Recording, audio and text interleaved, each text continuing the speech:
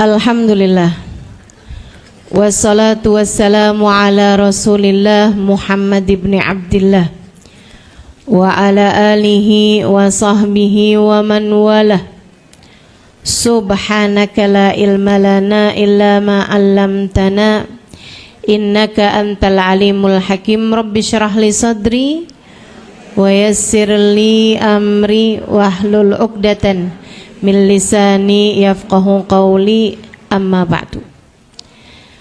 Alhamdulillah, sama-sama kita hormati, kita sayangi pimpinan Majelis Ta'lim An-Niswah beserta seluruh kepengurusan, beserta seluruh kepanitiaan. Kita doakan semoga semuanya berada dalam rahmat ridha Allah Subhanahu wa taala. Amin. Dipanjangkan umurnya, amin. Disehatkan badannya, amin. Dimudahkan urusannya, dikabulkan hajatnya, amin. Semakin dicinta Allah Subhanahu wa taala dan Rasulnya.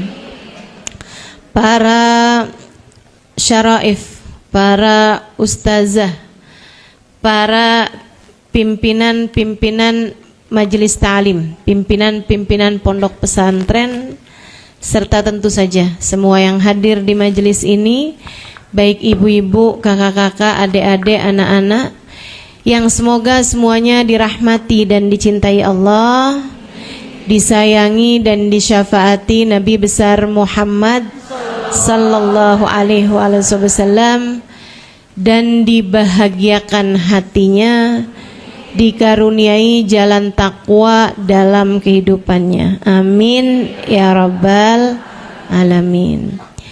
Tema kita pada pagi hari ini menjadi wanita,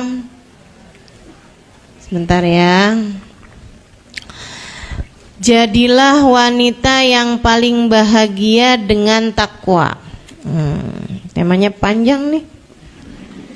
Tema panjang gini biasanya bukan saya yang bikin. Permintaan panitia. Untuk kita semuanya menjadi hamba-hamba Allah Subhanahu wa taala yang selalu berbahagia dengan menempuh jalan takwa. Saudaraku sekalian yang saya muliakan, apa itu bahagia? Ini tentu saja orang macam-macam mengartikan bahagia ya. Tapi bahagia itu kurang lebihnya adalah keadaan hati di mana seseorang merasa tenang dan nyaman, tidak ingin berpindah kepada rasa yang lain. Itu bahagia. Kalau orang lagi sakit dan dia tidak merasa nyaman, dia pasti akan bilang bahwa dia tidak bahagia. Orang lagi gak punya duit, terus dia ngerasa susah dengan dia gak punya duit, dia berharap kalau ada uang enak nih, itu berarti dia tidak sedang bahagia. Kalau ada adik-adik jomblo yang suka baper ngelihat ada orang gandengan, bahkan tersinggung ketika ngelihat tulisan di belakang truk, tulisannya truk aja gandengan, kamu kapan?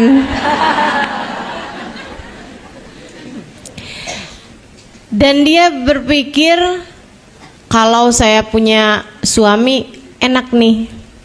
Nah, itu artinya dia adalah orang yang tidak bahagia. Jadi yang namanya bahagia itu keadaan hati di mana seseorang merasa nyaman dengan keadaannya dan tidak berharap atau tidak menginginkan untuk pindah kepada keadaan yang lain. Saudara sekalian saya muliakan, nah yang ngerasain bahagia itu hati, bukan masalah di luar itu semuanya. Bahagia itu tidak terkait sama nominasi uang, nominal uang yang dimiliki seseorang. Bahagia itu tidak terkait sama wajah cantik seperti yang sering disampaikan orang. Maksudnya begini, ada banyak orang mengira bahwa bahagia itu letaknya ada pada nominal uang. Yang biasanya ngira ini adalah orang-orang yang nggak punya uang.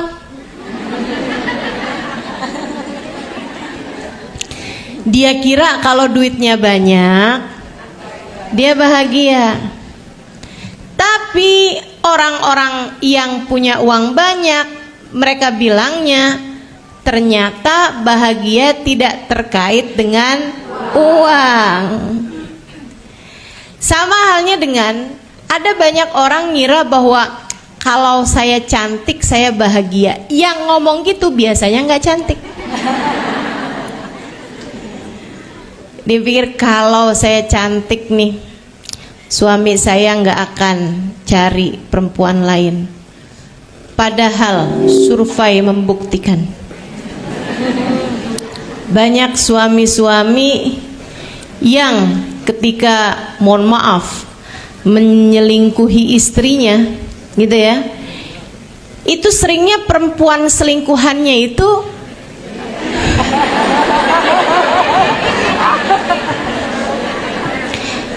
tidak secantik istri sahnya. Masya Allah. Itu menunjukkan bahwa kebahagiaan itu memang tidak terkait sama wajah gitu kan. Karena yang cantik-cantik juga bilang gitu, ternyata wajah cantik bukanlah jaminan kebahagiaan. Banyak orang mengira kalau saya jadi orang terkenal, dimuliakan orang di mana-mana, saya akan jadi seorang yang bahagia. Survei membuktikan ada berapa banyak orang-orang terkenal yang kemudian menjadi pecandu obat-obat penenang. Orang kalau minum obat penenang tuh kenapa? Ya karena nggak tenang, kan begitu? Nah, nggak tenang itu keadaan di mana dia ingin berpindah kepada keadaan yang lain. Artinya adalah bahwa dia tidak bahagia. Maaf, sebelum saya lanjutkan, itu kain biru yang di belakang itu boleh diangkat aja gak? Kesian yang di luar.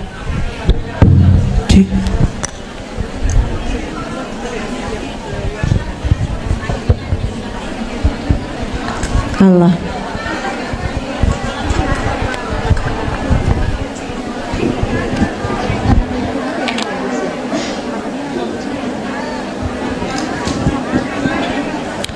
Tolong pastikan aja sama panitia yang di luar untuk tidak ada laki-laki yang melintas, ya.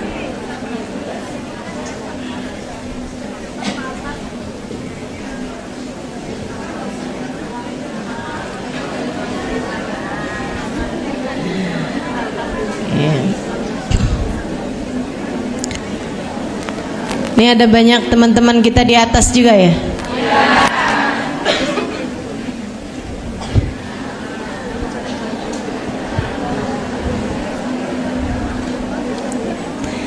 Seharusnya memang acaranya di atas karena di atas lebih luas. Tapi akan tahu sendiri. Kalau perempuan tuh kan ada masa-masanya nggak boleh masuk masjid. Jadi saya sekarang dalam masa nggak boleh masuk masjid.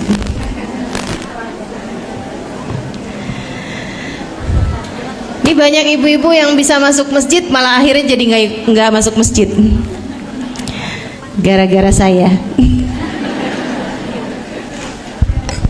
Padahal kalau duduknya di atas malah pahalanya lebih banyak karena bisa diniatkan i'tikaf. Gimana kalau yang sekarang di bawah naik ke atas?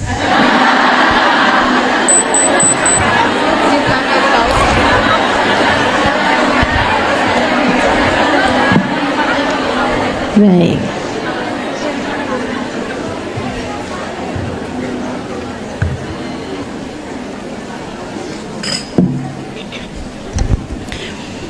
Saudaraku sekalian yang saya muliakan, kembali kepada pembahasan kita nih.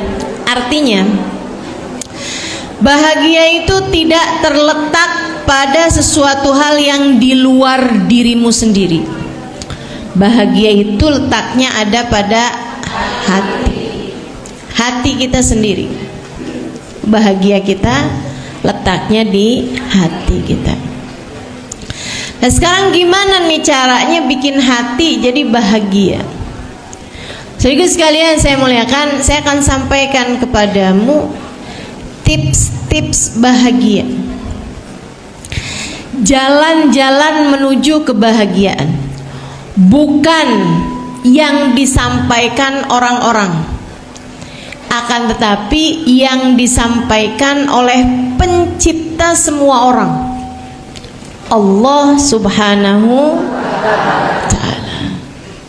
Tentang cara bahagia nih gimana sih ya Allah? Engkau yang menciptakan hati kami, Engkau yang paling tahu di mana sebenarnya alamat bahagia kami. Biar hati kami nih ya Allah selalu merasa bahagia, tak ingin berpindah kepada keadaan yang lain. Saudara sekalian saya muliakan, nih ya, kayak sekarang duduk di sini nih. Yang duduk sekarang lihat saya misalnya gitu. Apakah kamu ingin berpindah kepada keadaan yang lain? Maksudnya gini, nyesel nih duduk di sini nih, coba pulang ke rumah enak nih. Begitu? Coba saya sekarang lagi ada di dapur. Ada yang begitu? Enggak. Itu menunjukkan bahwa dirimu saat ini sedang hatinya bahagia, tak ingin berpindah kepada keadaan yang lain. Buat yang mungkin sekarang nggak lihat saya karena ada di atas, kamu juga harus bisa merasa bahwa alhamdulillah saya hadir majelis pada hari ini dan saya duduk di dalam masjid, sehingga bersama dengan saya duduk saya juga bisa bernilai i'tikaf. Nah, i'tikafnya pahalanya sangat banyak. Artinya bahwa semua dari kita masing-masing berkemungkinan untuk menjadi orang-orang yang bahagia. Saudara sekalian, saya akan sampaikan beberapa hal yang menurut Allah, baik disampaikan Allah secara langsung dalam Al-Quran atau melewati lisan utusannya baginda Nabi besar Muhammad, menyampaikan tentang beberapa rumus-rumus hidup bahagia. Nomor 1, terutamanya rumus bahagia itu terdapat pada iman. Pada iman. Orang yang paling stres hidupnya adalah orang yang tidak beriman kepada Allah Tuhannya. Udah tuh, itu ibarat handphone nggak ada sinyal. Teman-teman, secanggih apapun nggak bisa dipakai. Secanggih apapun tidak terhubung dengan Allah Subhanahu wa Ta'ala Tuhannya. Iman ini adalah perkara nomor 1 untuk membuatmu berbahagia. Orang yang beriman adalah orang yang faham bahwasanya hidup tidak berada dalam kendalinya. Hidup ada yang ngatur, hidup ada pemutusnya, hidup ada yang mentakdirkannya. Namanya Allah Subhanahu wa ta'ala, yang telah berfirman, innallaha ala kulli syai'in qadir. Sesungguhnya Allah terhadap segala sesuatu maha berkuasa. Yang telah berfirman, innama amruhu idza arada syai'an ay yaqula lahu kun fayakun. Sesungguhnya urusannya Allah, apabila menghendaki sesuatu hanya berkata jadilah, maka jadilah sesuatu tersebut. Saudara sekalian yang saya muliakan, orang yang beriman sudah mendapatkan tiket kebahagiaan. Itu kayak udah dikasih ruangan nih baratnya ya, udah dikasih kuncinya. Nih, silahkan. Tinggal masalahnya ada yang make, ada yang nggak make. Nah, ini yang saya berharap kamu yang hari ini mendengarkan ucapan-ucapan saya menjadi orang-orang yang memakai kunci kebahagiaan berupa keimanan ini untuk mulai kamu bergerak menujunya, mulai membukanya, hingga kamu bisa menjadi orang-orang yang berbahagia dengan keimananmu itu. Saya sering naik pesawat terbang karena kan jadwal banyak keluar kota tuh. Nah, keluar kota, keluar pulau naik apaan? Kalau naik kapal laut kan gak keburu waktunya. Sehingga sekalian saya muliakan, gak mungkin mau ke Sumatera naik odong-odong. Naiklah pesawat terbang. Di dalam pesawat terbang saya suka liatin orang tidur. Asal naik adem gitu kan. Bahkan ada yang pesawat belum naik nih, dia udah tidur. Saya sendiri juga, saya sebenarnya bukan orang yang mudah tidur di kendaraan, tapi kalau di pesawat rasanya kayak di ayun-ayun gitu. Jadinya mata berat banget, ngantuk. Teman-teman sekalian, kenapa orang bisa tidur naik pesawat terbang? Karena dia tahu di depan ada pilotnya. Tapi kalau misalnya nih ya, saya yakin aja, baru naik pesawat terus diumumin, mohon maaf di pesawat terbang di sini nih ada yang bisa nyetir pesawat terbang nggak? Karena pilotnya lagi pingsan. Itu pasti yang lagi tidur pada bangun semua. Betul nggak? Pasti tuh semuanya kayak, oh, waduh, gimana nih? Panik teman-teman. Jadi kenapa orang bisa tidur di pesawat terbang? Karena dia tahu ada pilotnya. Orang tuh begitu tahu pesawat terbang ini ada pilotnya, orang merasa tenang, merasa bahagia, bisa tidur. Sehingga sekalian saya muliakan, padahal kalau ditanyain pilotnya siapa? Tahu? Siapa di antara kita yang kalau mau naik pesawat terbang repot-repot nyari tahu siapa nama pilotnya? Gimana kondisi dia? Gimana kesehatan dia gitu? Nggak ada. Kita udah merasa cukup tenang. Ini adalah maskapai yang cukup kredibel, misalnya ya, cukup akurat, cukup aman. Kemudian kita beli tiket pesawat terbang, naik di atas pesawat terbang, kita bisa tidur. Karena kita tahu di depan sana ada pilot yang akan mengendalikan pesawat.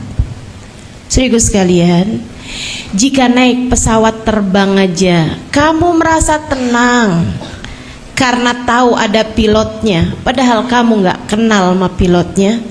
Kenapa hidup kamu merasa nggak tenang, padahal kamu tahu bahwa hidup ini ada Allah, ada supirnya, ada pengendalinya. Dan pengendalinya, saudaraku sekalian, tahu segala sesuatu. Bukan hanya itu, pengendalinya tahu yang terbaik untuk dirimu. Pengendalinya tahu persis siapa kamu dan apa yang kamu perlukan untuk hidupmu.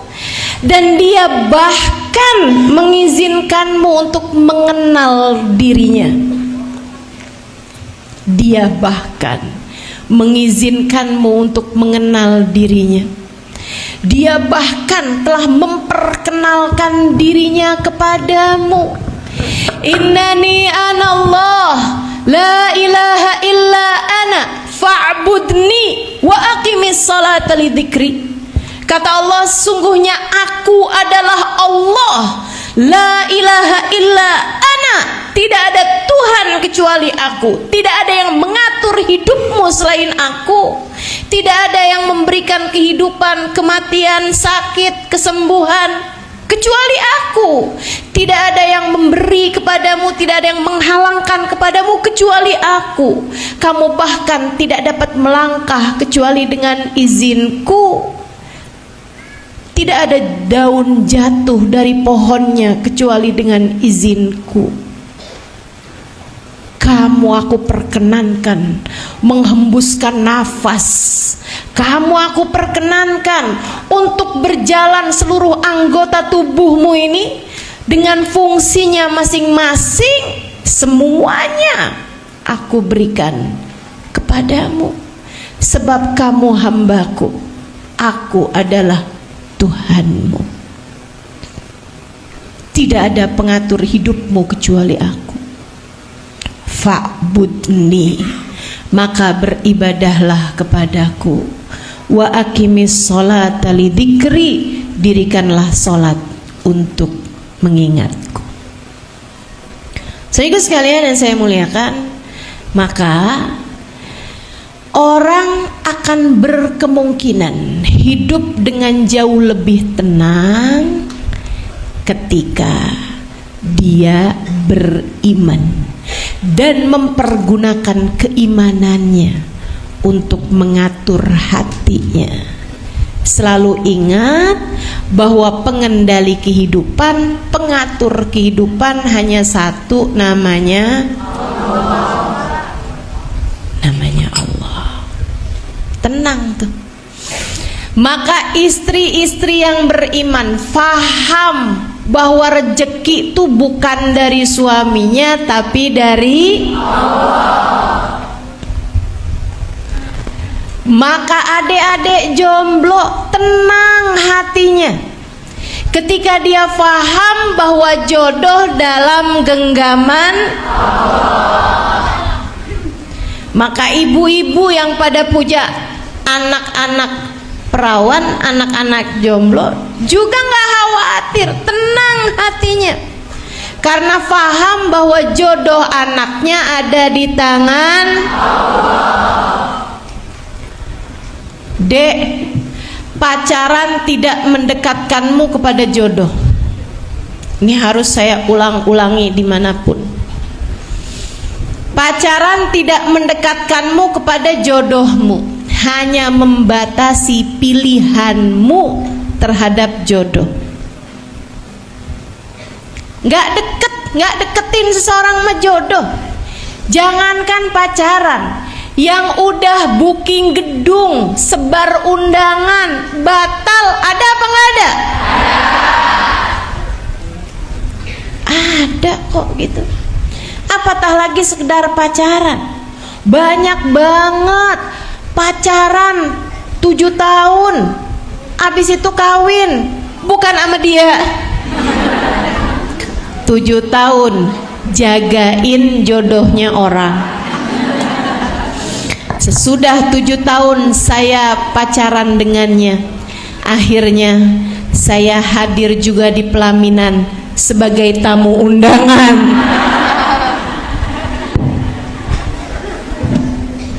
Pacaran tidak mendekatkanmu kepada jodoh. Jadi dek, nggak usahlah pacaran.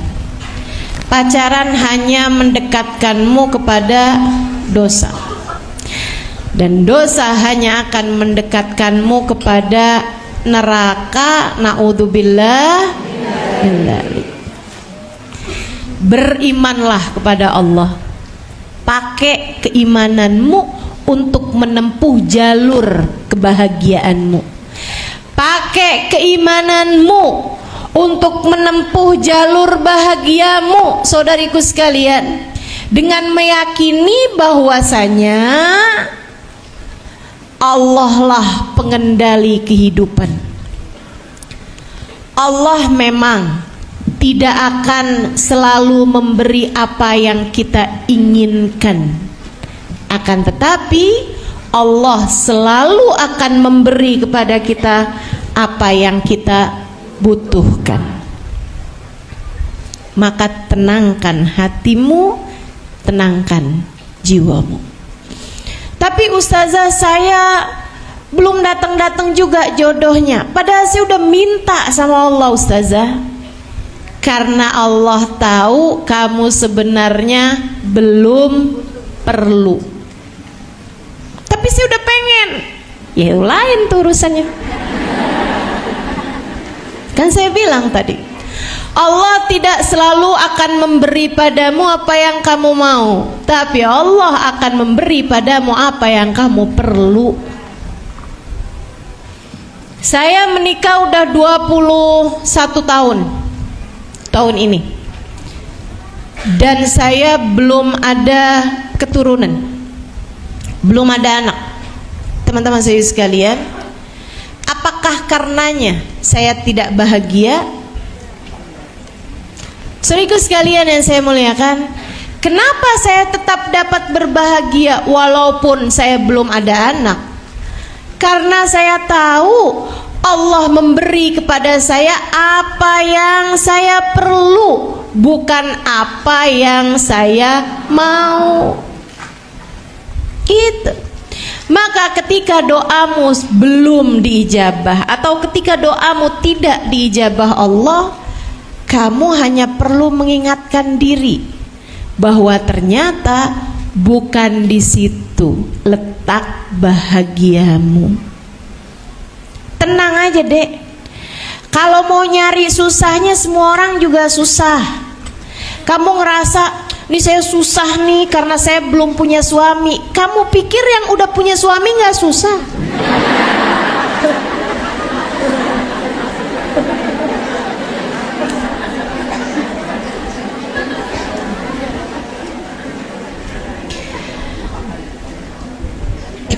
Orang lagi zaman sekolah, kalau saya udah kerja enak nih. Pas udah kerja, kalau saya udah nikah enak nih. Pas udah nikah, kalau saya udah punya anak enak nih. Udah punya anak, kalau anak udah gede-gede enak nih. Pas udah tua, dulu waktu zaman saya muda enak tuh kayaknya. Kapan kamu enaknya? Masya Allah. Kalau mau bicara susah, susah semua orang, gitu kan? Karena hidup memang tidak pernah ideal buat siapapun. Maka yang perlu kamu ingat untuk jadi jalan bahagiamu, kamu ingatkan hatimu bahwa hidup ini ada pengaturnya yang sudah menentukan. Siang ini nih perlunya segini, yang ini nih perlunya ini. Maka dia memberi sesuai dengan yang kamu perlukan.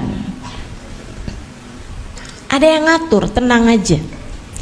Maka yang perlu kamu lakukan di atas muka bumi ini adalah mulai kenakan sabuk pengaman, tegakkan sandaran kursi, kan begitu ya?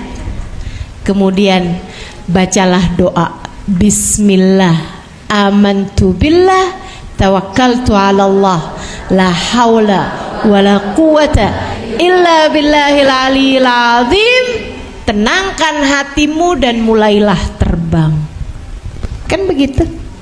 Mulailah jalani kehidupan dengan tenang, dengan bahagia. Tenang, sudah ada yang ngatur.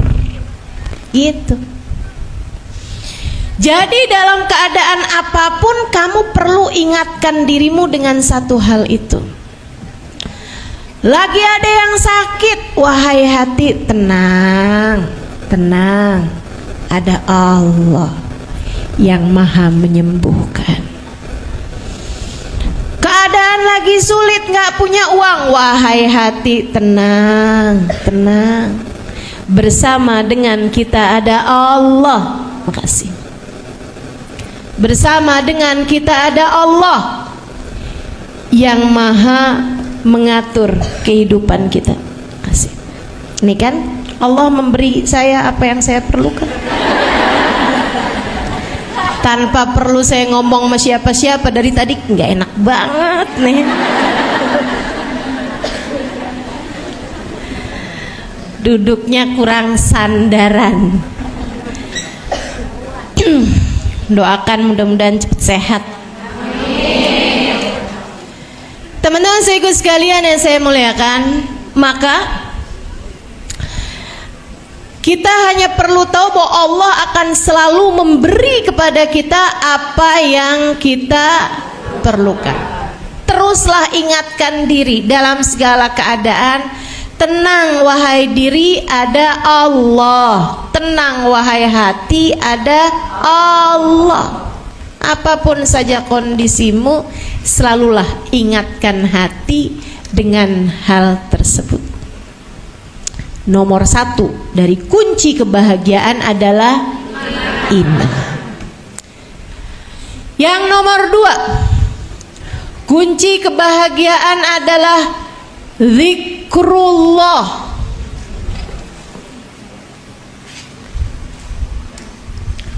Kunci kebahagiaan adalah ingat Allah. Dengan keimanan tadi, kamu hanya perlu untuk memakai kuncinya, mengingatkan hatimu tentang Allah Subhanahu wa taala.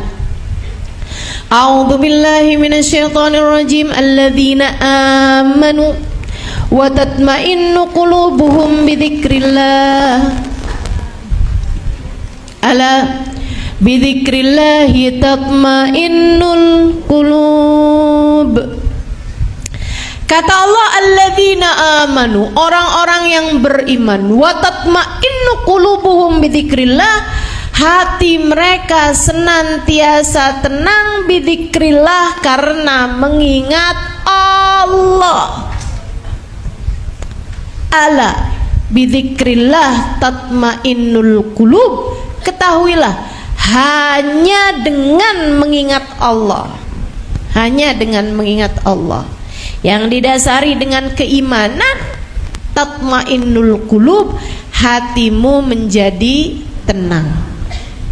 Hanya dengan mengingat Allah yang didasari dengan keimanan yang tadi itu, maka hati akan menjadi tenang. Sehingga sekalian saya muliakan, hatimu tenang ketika kamu ingat Allah Subhanahu wa taala. Maka jangan mau menjadi hati yang gelisah dengan lupa kepada Allah. Orang kalau lupa mulu sama Allah, nggak ada inget-ingetnya sama Allah, hatinya gelisah terus-terusan. Nggak akan berada di titik nyaman di mana dia tidak menginginkan yang lainnya. Kalau teman-teman tanya, Ustazah, apa yang Ustazah inginkan? Kapan? Saat ini? Ya di sini sekarang. Apa yang sedang saya inginkan saat ini? Berbicara padamu. Apa yang sedang saya inginkan saat ini di sini adalah berbicara padamu. Berbicara padamu, mengingatkanmu tentang Allah. Adalah duduk di sini, pegang mic, mudah-mudahan micnya nggak mati-mati. sampai selesai saya berbicara. Kan begitu ya? Menyampaikan kepadamu tentang jalan hidup yang bahagia. Teman-teman, sungguh nggak terkait dengan harta. Saya banyak ketemu orang kaya yang hidupnya sengsara. Saya banyak jumpa orang kaya yang hidupnya menderita. Ustazah, doakan saya, kata seseorang. Kamu nggak kenal, nggak usah mikir-mikir. Ustazah, doakan saya. Dengan linangan air mata dia berkata, seseorang yang hartanya nggak berseri duitnya. Saudara sekalian, saya bilang, kenapa saya ustazah tiap malam nggak bisa tidur? Saya ustazah tiap malam liatin anak saya nangis. Ustazah, saya rasa saya tidak akan mendampingi masa-masa hidupnya. Saya bilang, kenapa? Kamu kena sakit yang membuat kamu akan segera meninggal dunia gitu, kata dokter misalnya. Enggak juga ustazah, saya sebenarnya nggak kenapa-napa. Saya sendiri juga nggak tahu kenapa.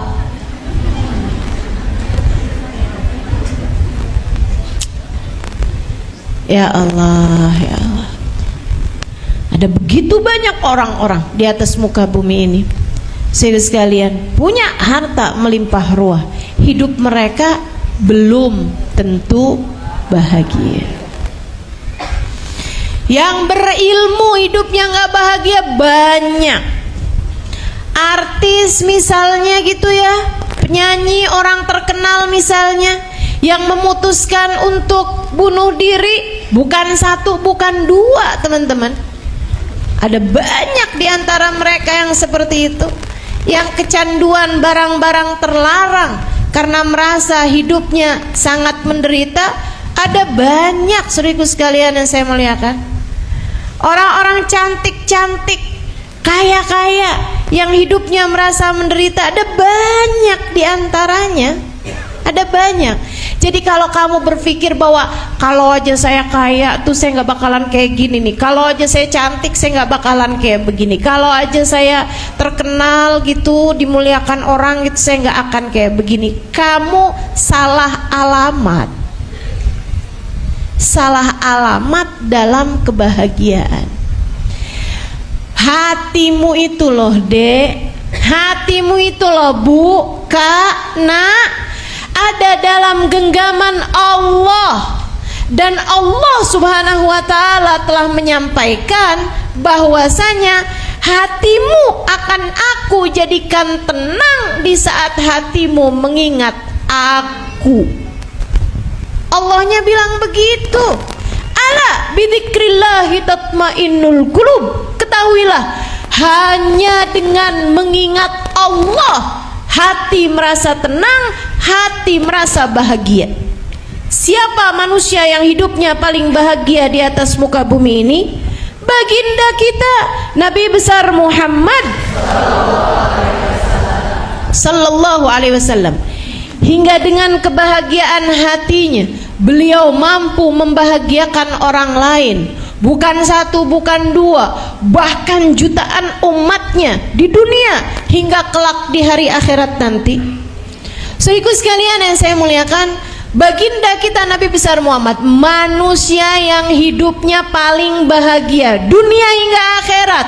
Karenanya Allah menyampaikan tentang beliau, katanya Allah Subhanahu wa ta'ala tentang Nabi Muhammad ketika datang Tauban yang ingin bersama dengan Nabi Muhammad, Allah turunkan ayat A'udzubillahi minasyaitonirrajim, man yuti'illaha war rasul faulaika ma'alladzina an'amallahu alaihim minan nabiyyin wasiddiqin wasyuhada wassalihin wa hasuna ulaika rafiqa. Kata Allah, siapa yang taat kepada Allah, siapa yang taat kepada Rasulullah Muhammad sallallahu alaihi wasallam, kayak Thauban ini nih, faulaika ma'alladzina an'amallahu alaihim, dia nih yang taat sama Allah dan Rasulnya akan dikumpulkan bersama dengan Nabi Muhammad. Tapi Allah ketika menyebutkan tentang Nabi Muhammad dan orang-orang bahagia yang bersama dengan Nabi Muhammad, Allah menyebutkan bahasanya an'amallahu alaihim, orang-orang yang paling nikmat hidupnya, yang paling nikmat hidupnya, yang diberi kenikmatan sama Allah paling banyak. Siapa mereka? Minan nabiyyin, Nabi Muhammad dan nabi-nabi yang lain. Jadi Allah mensifati Nabi Muhammad dengan an'amallahu alaihim, orang yang dikasih kebahagiaan paling banyak, orang yang paling nikmat hidupnya. Saudaraku sekalian yang saya muliakan, maka kalau kamu tanya siapa orang yang hidupnya paling bahagia, baginda kita Nabi besar Muhammad. Siapa orang yang dikasih nikmat sama Allah paling banyak? Nabi Muhammad sallallahu alaihi wasallam. Tapi tahukah kamu, Nabi Muhammad bahkan mengganjal perutnya dengan batu karena lapar? Tahukah kamu, Nabi Muhammad tidur di atas pelepah kurma hingga berbekas badan beliau, garis-garisnya pelepah kurma membekas di tubuh mulia beliau. Tahukah kamu, Nabi Muhammad alaihi salam, manusia paling bahagia ini makan dan tidak ada lauknya, roti keras nggak ada lauknya, minta lauk sama istrinya, istrinya bilang kita sedang punya tidak sedang punya apa-apa Rasulullah kecuali cuka. Nabi Muhammad bilang hati, kemarikanlah kalau begitu. Nabi pun mulai mencocol roti keras beliau dengan cuka. Saudara sekalian, Nabi Muhammad memakannya. Kayak apa tuh rasanya? Gimana wajah beliau ketika memakan makanan tersebut? Nabi Muhammad memakannya dengan tersenyum bahagia. Sampai sesudah makan, istrinya bertanya, bagaimana rasanya wahai Rasul? Karena rupanya istrinya aja nggak pernah nyoba. Nabi Muhammad menjawab, ni'mal idamul khal. Saya baru tahu ternyata lauk paling enak adalah cuka. Kenapa begitu wahai Rasul? Karena Nabi Muhammad mengingat Allah dalam setiap waktunya, faham bahwa rezeki ini dari Allah. Maka Allah pun menjadikan hati Nabi Muhammad lapang, Allah pun menjadikan hati Nabi Muhammad tenang, Allah pun menjadikan hati Nabi Muhammad bahagia bidzikrillah, dengan beliau senantiasa mengingat Allah. Istri yang selalu mengingat Allah bahagia siapapun suaminya. Dia lihat suaminya senyum. Suaminya nanya, kamu senyum-senyum kenapa? Seneng jadi istri abang.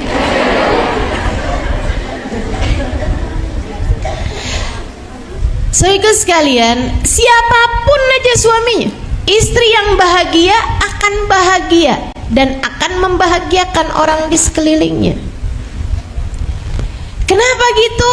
Karena dia ketika melihat suaminya, yang dia lihat bukan saldo rekeningnya, yang dia lihat bukan seberapa tebal dompetnya, yang dia lihat bukan seberapa banyak laki-laki tersebut bisa transfer kepadanya.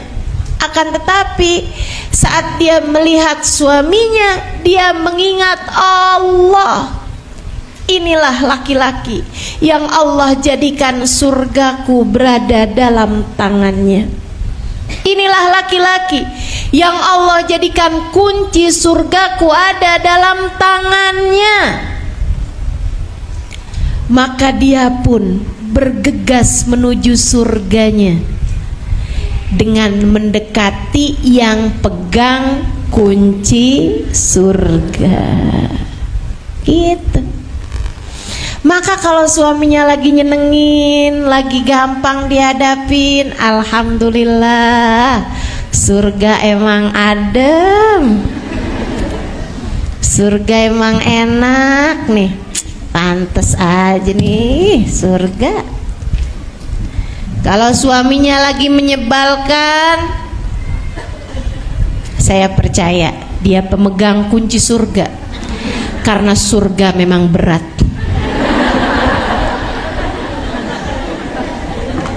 Masuk surga tuh dikirain ringan aja, berat. Makanya hadiahnya surga. Kalau ringan jalaninya, hadiahnya paling kipas angin atau Indomie sekerdus. Karena berat jalaninya, makanya hadiahnya surga. Tapi hatinya bahagia dalam segala keadaan apapun, karena dia melihat suaminya, dia ingat sama Allah. Dia lihat anak-anaknya, dia ingat Allah. Inilah anakku. Seseorang yang kalau saya meninggal dunia nanti, semua perbuatannya, kebaikannya mengalir ke dalam kuburku. Saya akan berbuat baik padanya, mendidiknya, menyayanginya, sehingga ketika saya meninggal dunia nanti, dia tidak keberatan untuk selalu mengirimkan pahala-pahala kebaikannya ke dalam alam kuburku, dan tidak berniat untuk mengirimkan dosa-dosanya kepadaku. Gitu. Maka dia pun jagain anak-anaknya, disayangin anak-anaknya, sebab dia tahu nilai anaknya tersebut di mata Allah untuk dirinya, kelanjutan dari kehidupannya. Ketika kamu meninggal dunia nanti, anakmu berbuat kebaikan, pahalanya mengalir kepadamu. Anaknya berbuat dosa, dosanya pun mengalir padamu. Jika kamu sewaktu hidup di dunia ikut serta dalam menjerumuskannya ke dalam dosa tersebut. Ustazah, nggak ada lah orang tua nggak sayang sama anak menjerumuskannya dalam dosa. Siapa bilang? Nak, jangan pakai jilbab nak, kelihatan lebih tua. Tar aja nak. Kan mama pakai jilbab ya, mama pakai jilbab udah rambut mama udah setengahnya putih. Kamu kan masih bagus rambutnya, badan kamu masih bagus. Nanti kalau kamu pakai jilbab nih kelihatan lebih tua, nantinya nggak ada laki-laki yang mau sama kamu. Ada yang begitu? Ada di sini yang begitu? Yang cantik dong, biar kamu itu bisa dapetin laki-laki yang kaya-kaya gitu loh. Ada yang jualan anaknya kayak begitu? Saudaraku sekalian yang saya muliakan, nih ibu-ibu nih yang tidak paham bahwasanya anak kelanjutan perbuatanmu, Bu. Kelanjutan perbuatanmu nantinya. Kamu baru mama anggap anak yang berbakti kalau kamu udah bisa bikinin rumah buat mama ya. Di kota mama udah bosan tinggal di kampung. Ini orang tua pepreman yang modelan begini nih. Ya Allah, ya Allah, ya Allah. Jangan salahkan siapa-siapa. Kalau anak-anak kemudian menjadi orang yang untuk mendapatkan harta menghalalkan segala cara, hingga kalau kamu meninggal dunia nanti hanya akan ada dosa-dosa yang terus mengalir ke dalam alam kuburmu sudah kamu meninggal dunia nanti. Na'udzubillah min dzalik. Saudaraku sekalian yang saya muliakan, maka istri yang bahagia akan mengingat Allah dalam hubungannya dengan suaminya, dalam dia bersikap kepada suaminya. Ibu yang bahagia akan selalu mengingat Allah terhadap hubungannya dengan anak-anaknya. Anak yang bahagia akan selalu melihat Allah, mengingat Allah dalam hubungannya dengan orang tuanya. Dia nggak berani ngomong kasar kepada orang tuanya. Kenapa? Sebab Allah meletakkan keridhaan Allah ada pada ridhonya orang tua, dan Allah meletakkan kemurkaan Allah ada pada kemurkaan orang tua. Dia melihat Allah pada diri orang tuanya, pada diri orang tuanya. Tapi orang tua saya nggak soleh, Ustazah, Dek, Kak. Kita nggak pernah bisa milih dari orang tua semacam apa kita lahir di atas muka bumi ini. Kita nggak pernah bisa milih dari orang tua macam apa kita keluar ke atas muka bumi ini. Akan tetapi kamu bisa milih perlakuan macam apa yang akan kamu perlakukan kepada orang tuamu itu. Sebab hubungan anak dengan orang tua adalah apa yang sudah Allah tetapkan untuk menjadi jalan kehidupanmu.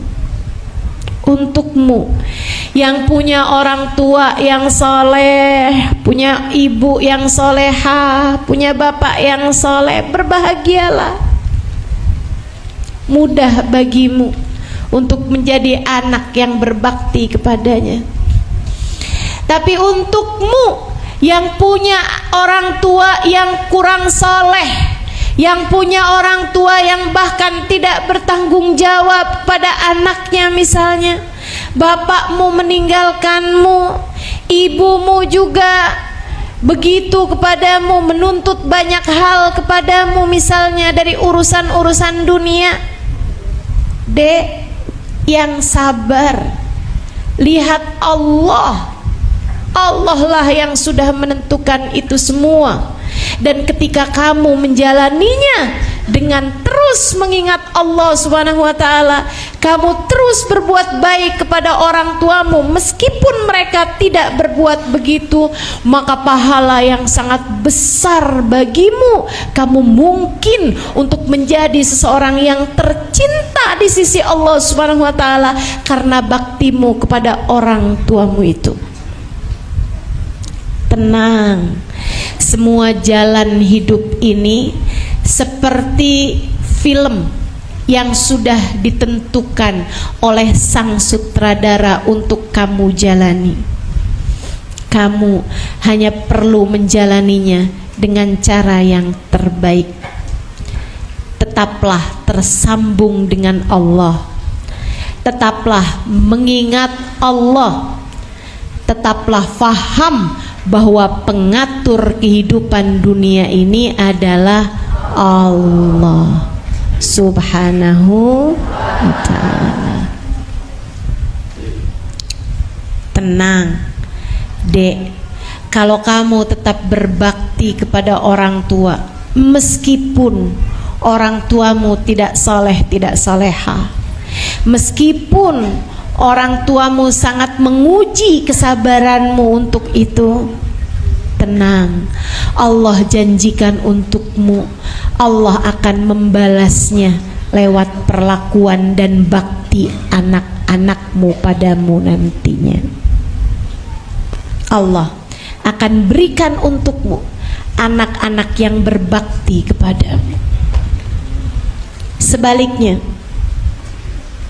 kalau kamu lupa bahwa orang tuamu adalah yang Allah telah tentukan untukmu, sehingga kamu balas keburukan orang tuamu dengan perlakuan durhakamu kepada mereka, kamu berkata kasar kepada mereka, kamu menyakiti mereka, kamu tidak memperdulikan mereka, kamu berbuat jahat pada mereka, tunggulah tahun, 2, 3, 4, 5 tahun yang akan datang, kamu akan mendapati buruknya perlakuan anak-anakmu padamu. Birru aba'akum tabirrukum abna'ukum. Kata Nabi Muhammad, berbaktilah kalian kepada orang tua kalian, anak-anak kalian akan berbakti kepada kalian. Kama tadin tudan, sebagaimana kamu berbuat, seperti itu pula lah kamu akan dibalas. Dulu Baba Maliam pernah bercerita, ada seorang ayah diseret sama anaknya turun dari tangga rumah, dari atas tangga tuh diseret sama anaknya.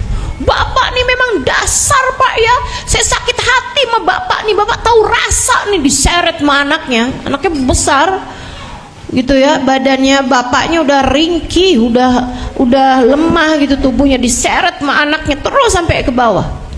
Begitu sampai di bawah, bapaknya bilang, "Nak, tanggung sampai ke tiang situ loh." Seretnya cuma sampai bawah. Bapak bilang, "Aku nggak sekalian sampai tiang situ." "Kenapa gitu Pak?" Kata si bapak, "Karena saya ingat dulu saya pernah menyeret bapak saya sampai ke tiang situ." Hanya akan mendapatkan balasan. Maka saudaraku sekalian, ingat Allah dalam perlakuanmu kepada Allah pun dalam perlakuanmu kepada sesama hamba-hambanya Allah. Ingat Allah dalam sholatmu, ingat Allah dalam sedekahmu, ingat Allah dalam hadirmu di majelis-majelis ilmu. Ingat Allah kamu ngadain pengajian, ingat Allah, jangan nyari yang lain-lain, nyari Allah aja udah.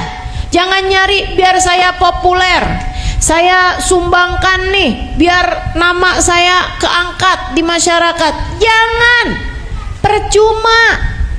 Semuanya hanya akan sia-sia kalau tujuanmu bukan karena Dia. Allah aja. Ingat Allah dalam perlakuanmu kepada siapapun, dengan itu hatimu akan bahagia. Bahagia terus. Saat lagi orang berbuat baik, bahagia. Saat orang lagi berbuat jelek, bahagia juga. Kenapa? Allah semua yang menetapkan, Allah semua yang menentukan. Ketika ada orang yang sedang menghujat, alhamdulillah, ya Allah, dihujatnya di dunia aja ya Allah, di akhirat jangan. Ketika ada orang yang berbuat jahat, ya Allah, saya emang juga sih kadang-kadang berbuat jahat sama orang. Ini kayaknya balasan saya atas keburukan saya di masa lalu.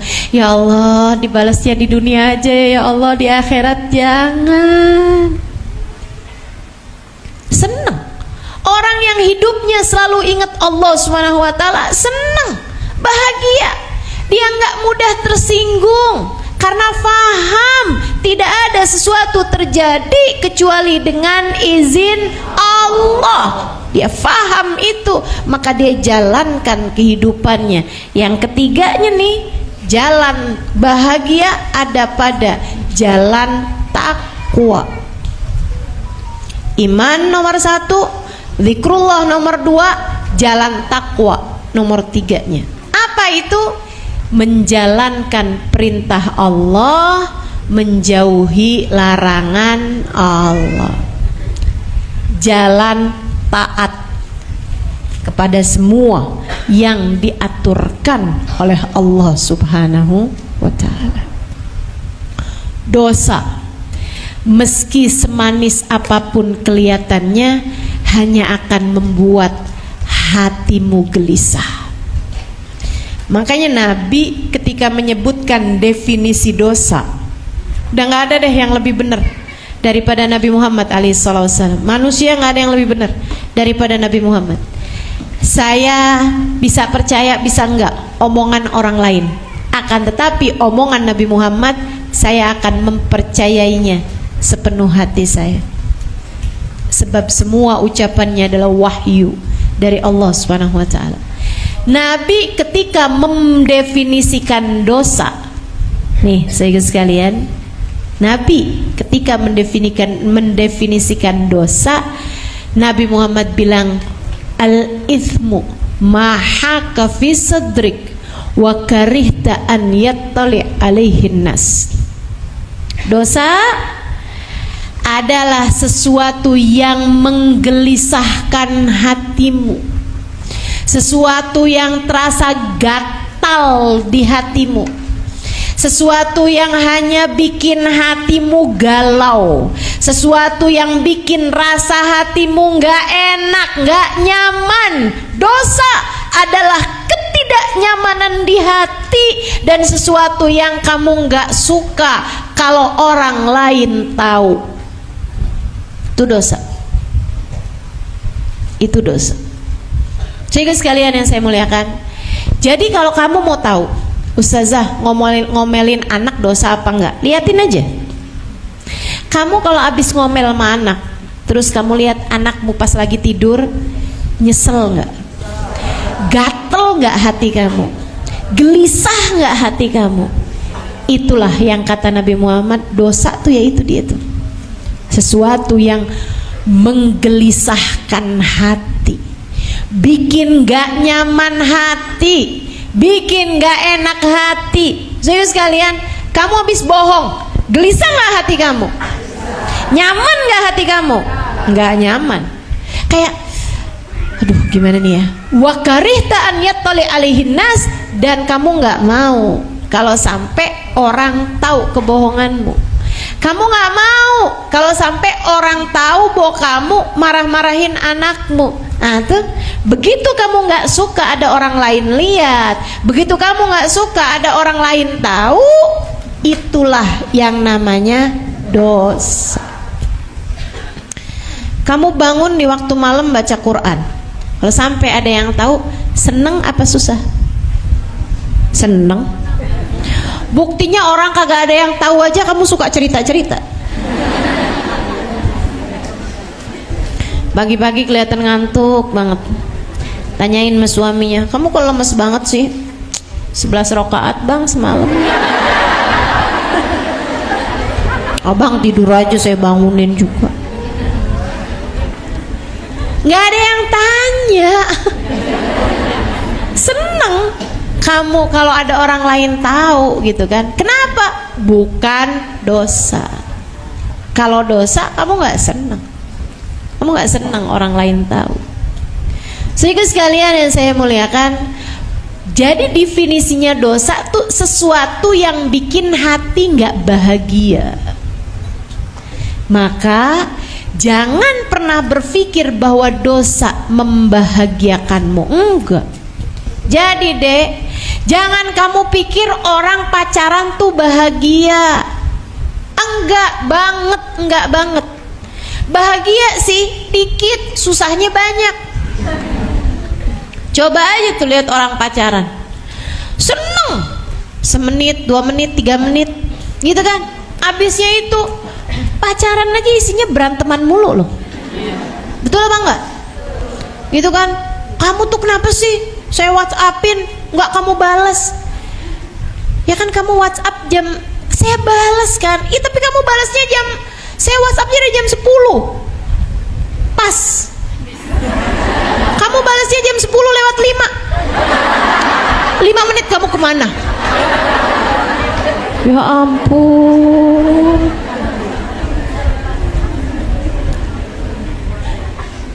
Dosa bikin orang tuh jadi PA.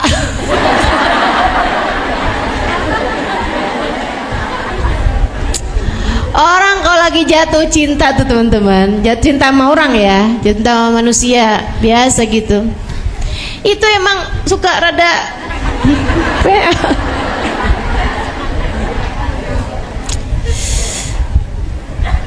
Ya Allah. Jadi bahagia ada pada jalan taat. Semakin orang tenggelam dalam jalan taat kepada Allah, dia patuh aja apapun yang diperintahkan, sholatnya benar, zikirnya iya, selalu ingat Allah, gitu kan ya, sholawatannya iya juga gitu, jalan taat dijalanin, semakin hatinya bahagia teman-teman. Dia sama suaminya hormat, dia sama anaknya sayang, dia sama orang tuanya sayang, dia sama saudara-saudaranya sayang, hatinya semakin bahagia. Hablum minallah benar, hablum minan nas benar, orang bahagia. Saudaraku sekalian, semakin tenggelam dalam dosa, semakin gelisah hatinya. Percaya saya, percaya saya. Saya pernah bikin satu tulisan, satu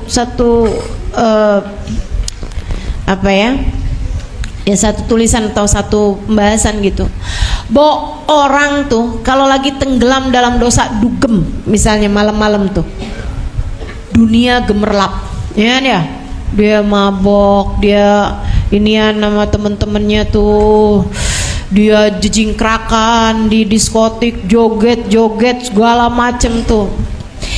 Dia ngerasanya gitu kayak lagi bahagia gitu kan. Waduh, sampai dia pulang. Malam-malam tuh dia pulang, seringnya berbaring di atas lantainya yang dingin. Padahal dia punya tempat tidur nyaman, padahal dia punya tempat yang enak. Dia baru ingat kalau dia lapar, tapi dia nggak bisa bergerak gitu, kayak lemes banget, dia pusing, dia mual, dia ngerasa kotor badannya, dia sedih, dia gelisah, dia pikir tuh udahlah, besok juga saya ketemu sama teman-teman saya, ntar saya seneng lagi. Kenapa hidup saya hampa seperti ini ya? Saya pengen berhenti, tapi saya nggak bisa berhenti.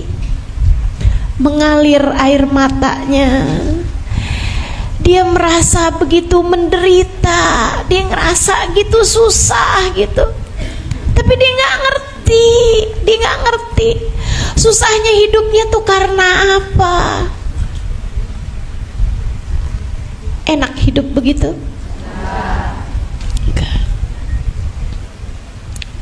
Enggak. Sehingga sekalian, ada seorang kakak datang sama saya dengan linangan air mata, "Ustazah, doain adik saya, Ustazah. Adik saya, Ustazah, tenggelam dalam dosa-dosa, Ustazah. Saya udah lama nggak ketemu sama dia. Dia kabur dari keluarga, sudah orang tua kami meninggal." Dia bilang, "Satu hari saya dapatin saudara saya ini, Ustazah, ada fotonya lagi pakai pakaian renang, pegang botol minuman keras.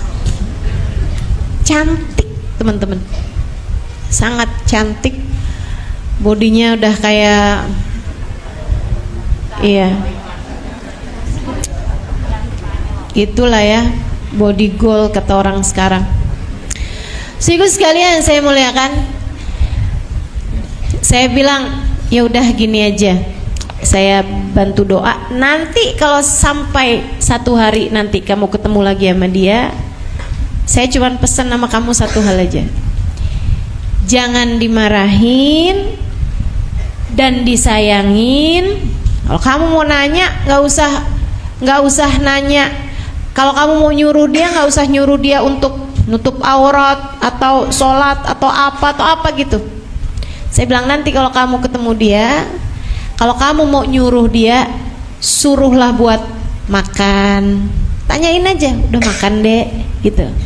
Yuk, kamu pengen makan ini nggak? Apa sih yang kamu lagi pengen makan? Kamu sayangin aja. Saya bilang sayangin, bahagiain hatinya. Kenapa gitu Ustazah? Karena dia sudah cukup menderita.